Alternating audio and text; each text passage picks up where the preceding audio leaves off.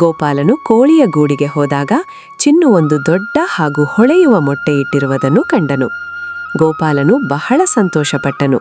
ಆ ಮೊಟ್ಟೆಯನ್ನು ಮಾರುಕಟ್ಟೆಯಲ್ಲಿ ಮಾರಾಟ ಮಾಡಿ ಅದರಿಂದ ಸ್ವಲ್ಪ ಹಿಟ್ಟು ಮತ್ತು ತರಕಾರಿ ಖರೀದಿಸಿ ಮನೆಗೆ ತಂದನು. ಹೀಗೆ ನಿಧಾನವಾಗಿ ಗೋಪಾಲನು ಗಮನಿಸಿದನು.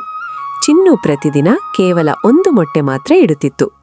ಗೋಪಾಲನು ಪ್ರತಿದಿನ ಆ ಮೊಟ್ಟೆಯನ್ನು ಮಾರಾಟ ಮಾಡಿ ತನ್ನ ಮನೆಯ ಖರ್ಚನ್ನು ನಡೆಸುತ್ತಿದ್ದನು. ಈಗ ಅವನ ಪರಿಸ್ಥಿತಿ ಹಳೆಯದಕ್ಕಿಂತ ಉತ್ತಮವಾಗತೊಡಗಿತು. ಗೋಪಾಲನು ಕೋಳಿಗೆ ತುಂಬ ಚೆನ್ನಾಗಿ ನೋಡಿಕೊಳ್ಳುತ್ತಿದ್ದನು. ಸಮಯಕ್ಕೆ ದಾಣ, ಶುದ್ಧ ನೀರು, ಸ್ವಚ್ಛ ಗೂಡು.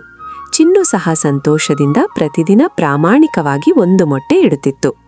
ಕೆಲವೇ ತಿಂಗಳಲ್ಲಿ ಗೋಪಾಲನು ತನ್ನ ಮನೆಯ ದುರಸ್ತಿ ಮಾಡಿಸಿಕೊಂಡನು.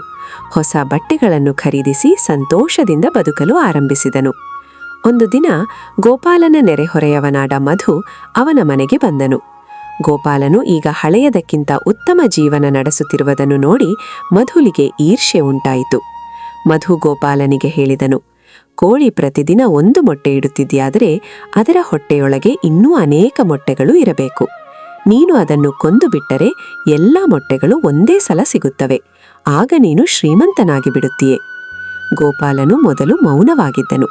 ಆದರೆ ನಿಧಾನವಾಗಿ ಲಾಲಸೆಯು ಅವನ ಮನಸ್ಸಿನಲ್ಲಿ ನೆಲೆಯೂರಿತು. ಆ ರಾತ್ರಿ ಅವನಿಗೆ ನಿದ್ರೆ ಬರಲಿಲ್ಲ.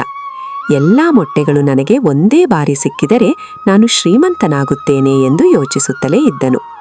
ಮುಂದಿನ ಬೆಳಿಗ್ಗೆ ಲಾಲಸೆಯಿಂದ ಗೋಪಾಲನು ಕೋಳಿಯನ್ನು ಕೊಂದು ಬಿಟ್ಟನು.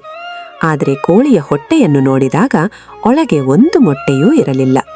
ಗೋಪಾಲನ ಕಣ್ಣಿನಿಂದ ಕಣ್ಣೀರು ಹರಿಯತೊಡಗಿತು. ಅವನು ತನ್ನ ಜೀವನದ ಅತಿ ದೊಡ್ಡ ತಪ್ಪನ್ನು ಮಾಡಿಕೊಂಡಿದ್ದನು.